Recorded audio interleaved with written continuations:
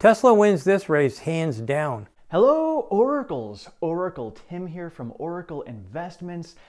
The long-awaited Sandy Munro video discussing OEMs and who is going to survive and who is not. Today we will be watching Sandy's view of what is going to happen in the future, and we'll be reacting to that as well, and I'll put my opinions on a few things that Sandy has to say. This video is about the future as I see it, how I've lived through it in my last 63 years. I'm only going to be telling you what the facts are and the way that I see them. This is my perception of things to come based on my history and what I think could happen if we travel along the paths we are. For those of you who don't know, Sandy has worked for Ford and GM as a high-level engineer. So Sandy knows things. He's lived through and experienced a lot of these things. So this is why he is a person that I definitely listen to as far as what he sees. He is still deep in the business with Munro, and so he's one who sees everything that's going on. Another warning. I own Tesla stock. And you know what? If you're an idiot, don't buy it. If you're a fool, don't buy stock. Don't. Stay at home. Put your money under a pillow. I bought it because I've gotten good returns. Will I buy EV stock? Absolutely. And now this is one of the things that I preach about quite a bit is EV revolution. It's coming, it's happening.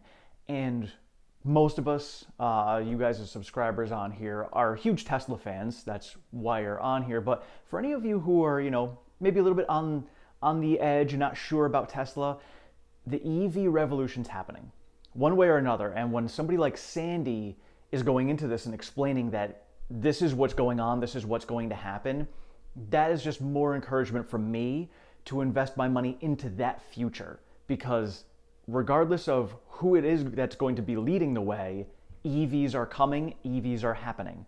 So I just try to pick the best EV that I can see and go in that direction. And for me, that's Tesla.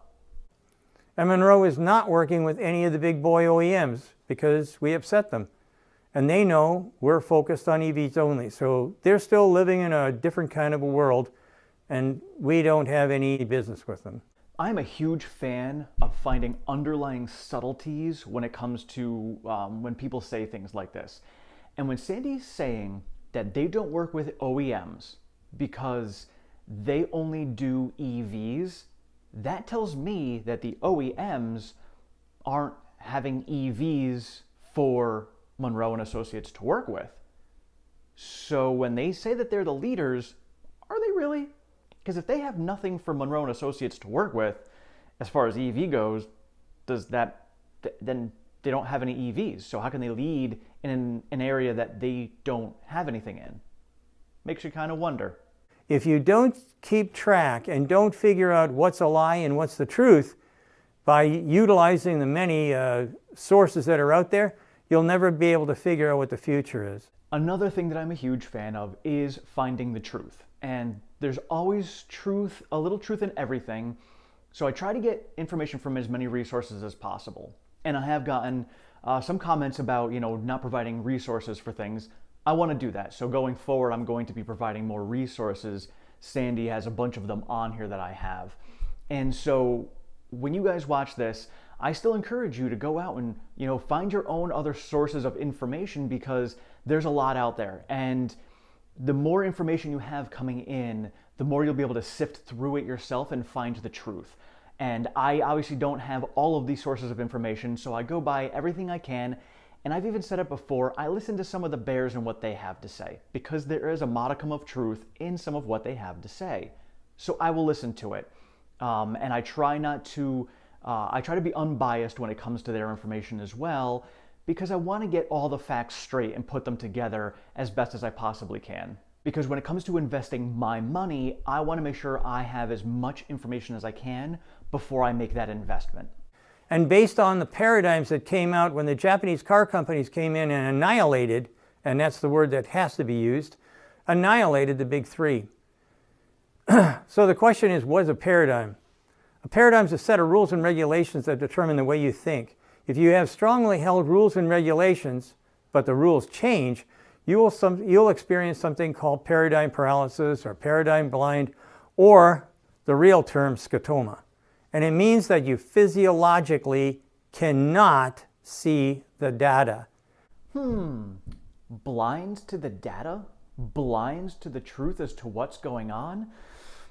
That sounds familiar, really familiar. Let me know in the comments below if this sounds like any OEM or possible government that you can think of. So, here's the deal. When a paradigm shifts, success in the old paradigm will block your vision to the future. When a paradigm shifts, everyone goes back to zero. Your past success means nothing when the paradigm changes. No one goes back to the old paradigm. So start thinking steam engines, stone tools, kerosene lamps, women's whalebone corsets. They're all gone forever. Want an example? GM and FEV developed a new 3-liter engine. How much does it cost to develop an engine? How long does it have to be in production before an ROI? Development is $1 billion plus, and payback is 10 years minimum. What did China do? They developed batteries for instant profit and future. I take a lot of information that I see like this, and I ask questions. All right, so GM has come up with a development for a new ICE engine. Most of us understand that the EV future is coming, so why would they invest this kind of money when it's going to take 10 years to get an ROI on something that is going to be obsolete in the next 10 years? It comes down to agility. And in a Tesla-style company where you're agile, Elon Musk is a huge fan of saying, hey, you know what? That's not going to work. Things have changed. Scrap it, move on. When you're stuck in an old school style development and production, you don't have the agility. You're very rigid. So you have this plan. All right, you've got this plan set. It's going to take 10 years and you have to stay the course because you don't know how to be agile. You've not built a culture within your production company to be agile. And when you come into that situation, you end up losing money long term because it will cost you a lot less money to say, you know what, we were wrong, scrap it, move on, than it will be to stay the course with the wrong product for 10 years. Because if it's going to take 10 years to get an ROI on that one engine and it's going to be obsolete, they might actually never recoup and they might not actually get any return on that investment whatsoever. It could be a losing endeavor for them. How did they get to the point where they designed this crazy idea? Why? Who needs a new 3-liter engine? Well, let's take another part of that same organization. This is the LA Auto Show with an EV theme. There wasn't a single EV in there. GM promised 20 new EVs by 2023, and they brought 0 of that to the LA Auto Show. Now this is electric. Basically that there was nobody there. Nobody there. You can see a couple of GM guys walking around looking at their own prized vehicles, but nobody came into that area, not while we were there. So you can find Waldo or anybody else, good luck to you. GM marketing, I guess, didn't get the news. There were 3 engine cutaways and lots of ICE vehicles, but no EVs, no battery technology, no Mary, no President Biden, no people at any of the booths or the cars. Then we've got the president's pick, and yet GM is down 33%, the worst since 2009. All these other guys are also having problems, but nobody has problems like GM and to some degree Ford. What about Tesla? Up 73%. We got this from Jim Hall, and I think that it kind of sets things up. This is his, not mine. Where we're looking at stolen valor. If you're a vet, stolen valor is a big deal. I have no idea what they're thinking over there.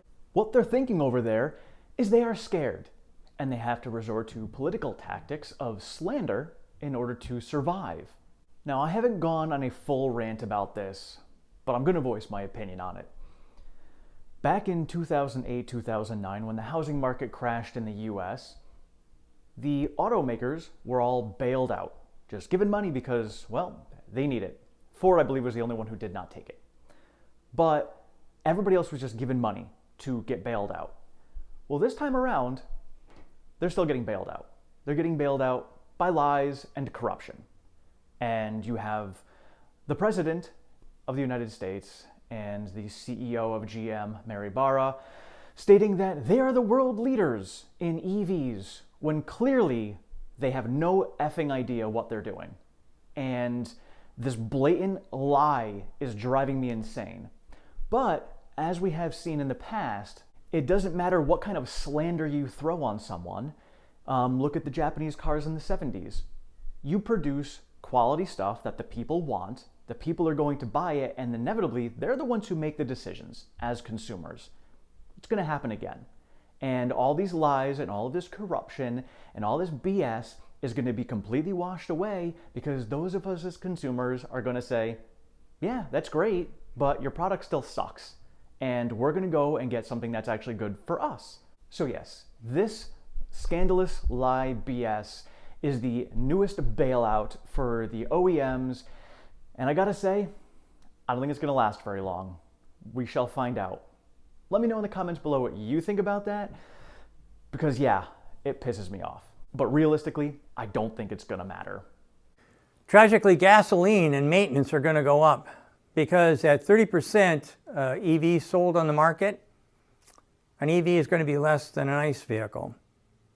I'm predicting around $5 a gallon here shortly, maybe within a year or two.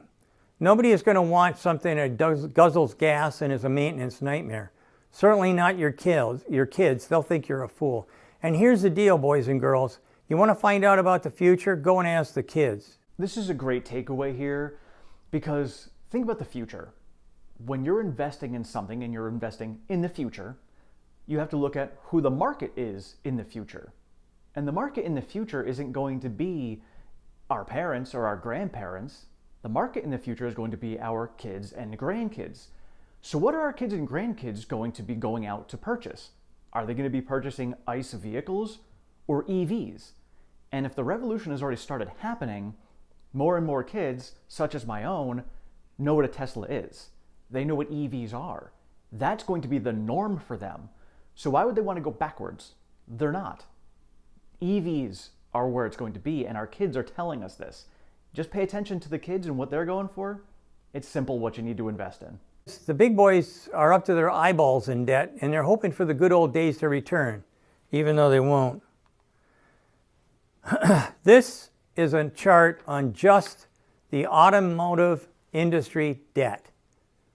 Look at these numbers. These are in billions of dollars, and this is like put out April the 7th in 2021. Have a look at those numbers. How in the world would you ever think about paying $260 billion back? How are you going to do it? So I dug a little bit deeper into this statistic and I was like, well, what are the revenues for these companies coming in? You know, do they have enough money to pay for this debt? And GM had a revenue of $122 billion in 2020, which is declining revenue. So it's basically 1-to-1 ratio of debt to income. Volkswagen had $272 billion of revenue in 2020, also declining, against their debt of $260 billion. So again, a 1-to-1 ratio. And Tesla has their $11.7 billion of debt with $31 billion of revenue, which is increasing and going up year over year. So that's a 3-to-1 debt to income ratio. Significantly different, and they're both going in the totally opposite directions. So you tell me who's going to survive. And the bigger issues that GM and Volkswagen and the other OEMs have are they have to take a lot of their profits and they have to spend their revenue and money on development of EVs.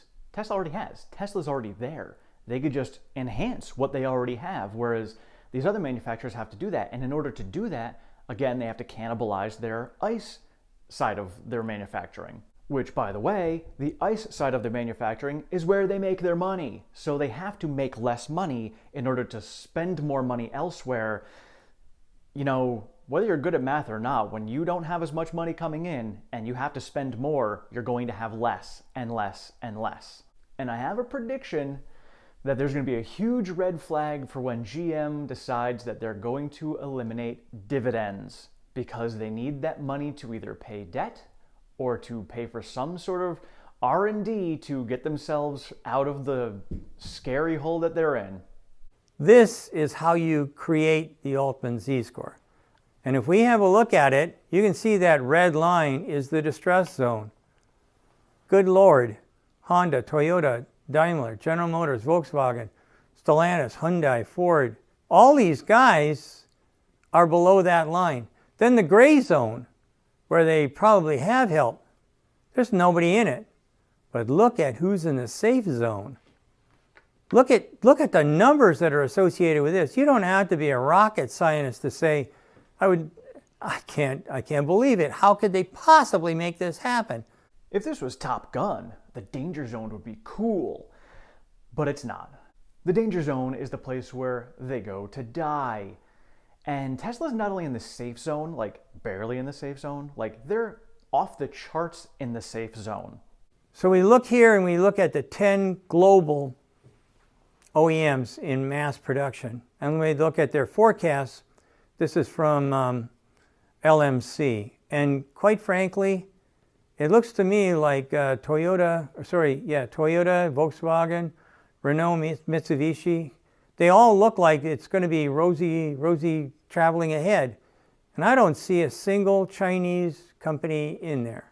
Most of the big boys are up to their eyeballs in debt, hoping for the good old days to return. And this here just takes us back to the paradigm shift, that paradigm blind where these OEMs are just blind to the reality of what's going on. They're like, oh, well, we'll get out of this COVID and supply chain dip and we'll come back out as if nothing ever changed and everything is going to go right back to ICE vehicles the way they were before. Want to see the future for EVs? You have to look into the fruit flies.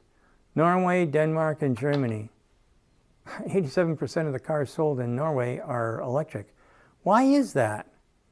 Well, certainly they have government that's trying to push them in that direction. But then they don't have anything invested in making cars. Nobody has a car company there. Norway, like I said, is the fruit fly and also the bellwether of clean air for the world. Norway's top selling brands. Looks kind of one-sided, doesn't it? I think that Tesla's winning right now, but what happens when China shows up to the party with well-made cars and a much cheaper price? What's going to happen to these other guys? Norway has no real attachment to VW or Hyundai or anybody else for that matter. They seem to like Teslas a lot, but at the end of the day, what happens when China shows up? And this goes back to what happened in the 70s with Japan. You know, we have these OEMs out there who are just ignorant to the fact that China's got, these great EVs that they're producing, or maybe they're not ignorant, and that's why we hear all the things about, these Chinese-made things are crap and this and that. And you know what? I think that they're just giving us this smoke and mirrors game to say, hey, you know what? They're crap. They're not going to be good. But they're going to come in, and they're going to come in strong. And I think all that the OEMs are doing is making this game a game of slander so that they can give themselves a little more time to try and come through with something. But in reality, I don't think they're going to be able to succeed. I think China's going to come in, and I think China's going to produce a strong product. They're already doing it over in China, which is the largest market in the world. And it's only going to be a matter of time before they start coming everywhere else in the world. And then the one that just totally blew my mind was when I got this, and it said that 30% of the new cars registered in Germany are EVs. That's a pretty big deal. Wow, 30% EVs in Germany? Gosh, I wish I knew of a company who was about to open up an EV factory in Germany soon. If only. I would totally invest in them. The Chinese curse is may you live in interesting times. Interesting times, usually that the rules or the paradigms are changing. It's like showing up at a football game and you're dressed for a baseball game. It's going to be tough. You're not going to win. The football rules and the baseball rules are different, and that's what I think is coming down the pike. And the reason why is because of this huge growth in China. That is a big bunch of red lines there. They're selling cars at a ferocious rate. Norway may be the fruit fly that predicts the future, but China is going to be the EV giant and the industry powerhouse. China manufactured and sold sales up to 12 million units. That's a staggering amount. Sales in the first half of 2021 increased by 25.9%. That kind of change in the sales is kind of like what we saw a long time ago, when the Japanese came to the United States. In my 5-part series that I just released on exponential growth potential for Tesla's stock, I predicted that there's going to be about a 10% growth in EV adoption every year for the next 10 years. So whereas companies like GM are saying, hey, 2035 we'll be producing all EVs, things are going to happen well before then. And you got to remember that if China is growing as fast as they are, and they are the largest market in the world for EVs, that means that the percentage is going to grow a lot faster. So while it may differ country to country, China's growth is going to determine how much of that percentage grows at a much faster rate. The last time, like I said, I saw growth like this was in the 1970s.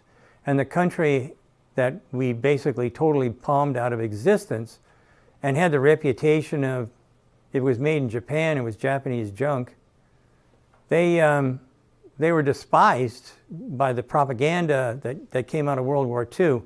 I remember watching on TV how nasty the Japanese were. But then, in about 10 years, they achieved pretty much world dominance for the auto world. In order to make this really work for us, we have to go back in time. So where else would we go but to Rocky and Bullwinkle and the Wayback Machine? Now, here we are aboard with the Wayback Machine, and you can see that Sherman is asking Mr. Peabody where they're going to go. And Mr. Peabody says, Sherman, we're headed to 1963, when GM had 50% of the market and Toyota had none. And there's a little Wayback Machine showing you that GM truly did have 50% back then. They were shooting for 60%. Gee, Mr. Peabody, that was amazing how fast the OEMs lost their mind and the market share. And Mr. Peabody says, yes, now we are going back to 2021 to get a chance to watch all this stupid happen all over again. I love MBAs. GM's estimated market share has spiraled to 13.3%. Toyota's market share is 14.5%. How do you go from 50% to 13%? It's very, very simple when the paradigm changes. Nobody wanted a big, giant, sloppy V6, V8. They wanted a 10 or a 12. And the next thing you know, we got our oil cut off from the Arab states. And we didn't have any way of producing enough fuel. And there was big, giant lineups. So what did everybody do? Well, they cashed in those great big giant monsters and they bought small cars that were really well made. And when they bought them, they found out, hey, the maintenance is going to go down because the quality is better. And this is literally happening all over again. The definition of insanity is doing the same thing over and over again and expecting different results. All of the OEMs are insane because they continually do the same thing, hoping that they're going to get different results. But in reality, they're not, because the results are going to be exactly the same. They're going to have these ICE vehicles coming out. They're going to be producing gas-guzzling vehicles. Meanwhile, everybody else is going over to EVs, and they're going to think, oh, this is fine. We're going to be fine. Everything's fine. It's all on fire. We're fine. It's not, because people are like, well, why am I going to buy this vehicle that, A, costs gas, which is significantly more expensive than the electricity that I'm putting in my EV, the maintenance on it, I mean, just the maintenance alone, like, what do you need on a Tesla? Tires, windshield washer fluid. If there's anything else, let me know. I mean, I've got my Tesla on order, and I've spoken to several Tesla owners now who are like, yeah, like there's no maintenance on these vehicles whatsoever. They send over-the-air updates. A lot of times you'll get an update that says, hey, by the way, we noticed this. We've already fixed your car, just giving you an FYI. And that's it. There's nothing else for it. So why would you buy something that requires more maintenance and more work and more effort when you could just buy an EV? You wouldn't. The Wayback Machine can also go into the future. Mr. Peabody, can we go into the future and see what's going to happen for GM and the whole gang in 2030? And Mr. Peabody says, yes, but on one condition, Sherman, you must not poop your pants. You know how I don't like cleaning up after you. In 2030, the players are going to be much different than 2021. China will be the biggest market, and many of the current big fish will be either smaller or gone. It's not hard to figure out. All you have to do is look at these graphs. These guys are dropping 20%, 30%. But look at Tesla. They're going up 300 to 400%. If you do the math or you do trending, you find out that it's not going to be long before those guys on the left are going to be eaten alive by Tesla. Let's put one more thing on the table. In 2019, Chairman Xi came out and said, I want to see nothing but EV vehicles by 2040.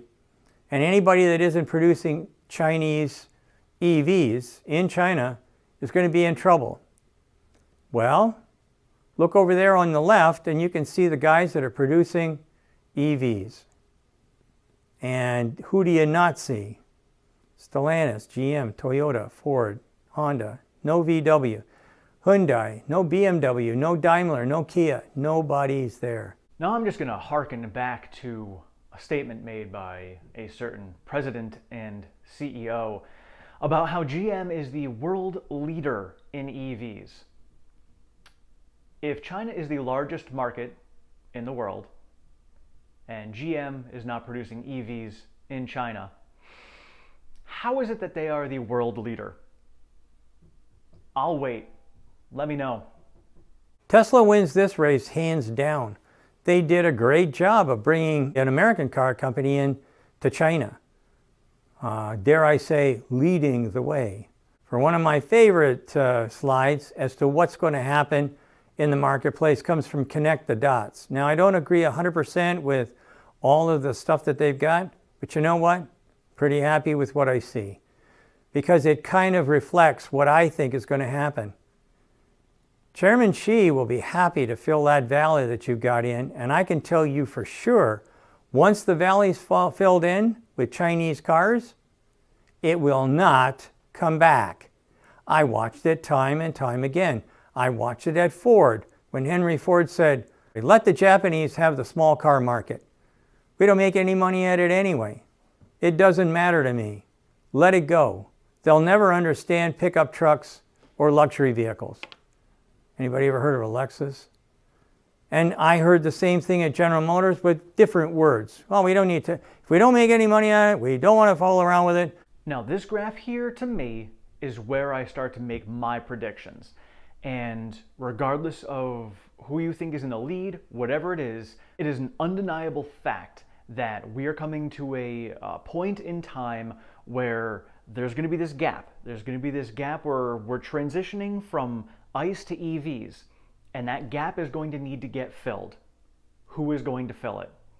My bet is on the people who have been producing EVs, and that's going to be Tesla and Chinese manufacturers and other startups who are now starting to come through, depending on how quickly they can ramp. To me, those are the ones who are going to fill the gaps.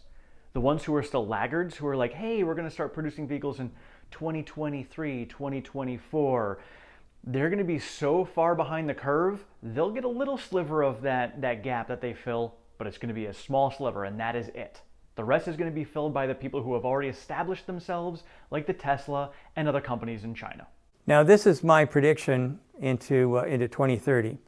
There's still ICE vehicles around, but most everything is a hybrid or an EV by the time we get to 2030, which is different than some of the other people are predicting right now. I said the 50-50 point would be in 2028, and that easily shows up here. So I'm going to take that valley of death slide, and then I'm going to take my own shot at things. And if we look at what the red is, that would be Tesla, who's had products in the marketplace, but in essence, they're minuscule. And then as you show, it'll go from out to 2030, they're looking at maybe 20% of the market share. The Chinese will have at least 25% market share. The other guys are going to be crammed into that lower section somehow, trying to figure out what happened. Now, my predictions are that we are going to have the EV adoption and revolution change faster than what Sandy says. Sandy's been doing this a lot longer than I have. So, you know what? I'm going to pay attention to what he has to say as well. And honestly, looking at what's going on, if Tesla is going to take 25% of the automotive market by 2030, I know where I want to put my money, because that is the lion's share, as Kathy Wood puts it, and they're going to hold on to that very long term, which is going to give us very good returns on our investment. Let's look at the top 10 in North America, my prediction for 2030. I think China is going to have about 26%, Tesla 21%, Ford at around 8%, along with Toyota. GM will drop to 5th, and the reasons are basically one failure after another. As you may have heard, they're not going to have the Bolt out for 2022. That's kind of a big hit. And the first truck that they're going to put out is the Hummer. And I don't understand the rationale there, but I'm not a marketing guy, because the Hummer didn't really sell at all. And just to state it again, our world-leading EV manufacturer of GM has a vehicle that they will not be producing until 2023 because they had so many issues with it. And the one that they are releasing right now is a vehicle, the Hummer, that they don't sell much of in the gas version. So why would they choose that one as the first one to release? Like, at least Ford chose the F-150. Dude, it's the best-selling vehicle, let's do that. Congratulations, Ford, that's a smart move. GM, on the other hand, I don't know, man. I don't know. For a leader, you do a horrible job of leading. But in essence, China's going to have a big chunk of the market share. That might be as high as a 50-50 split between China and Tesla. Let me know in the comments below what you think. Do you think China is going to have as much of the market as Sandy says? Do you think Tesla will have as much of the market as Sandy says? And again, one of the things that I look at is trends. And I looked at a lot of different resources, and a lot of people that I follow, even when it comes to the bears, are all seeing the same trend. And that trend is towards EVs, and that trend is towards the people who are currently producing them well, being the leaders in the future. Unless you're Gordon Johnson. But that is it. And honestly, that's what I look at. So I think that I think Sandy's pretty close to accurate to what he's getting with. Time frames may be off a little bit. Nobody can predict the future, but I think that is definitely the direction we are going. Thank you all for watching. I appreciate all of your support and feedback. I know this is a longer one, but I wanted to get as much information from Sandy out there as I could for you guys. The link for the entire video that he made is in the description down below, so you can check that out to watch the entire thing. Otherwise, I hope you guys have a great day, and we will see you later.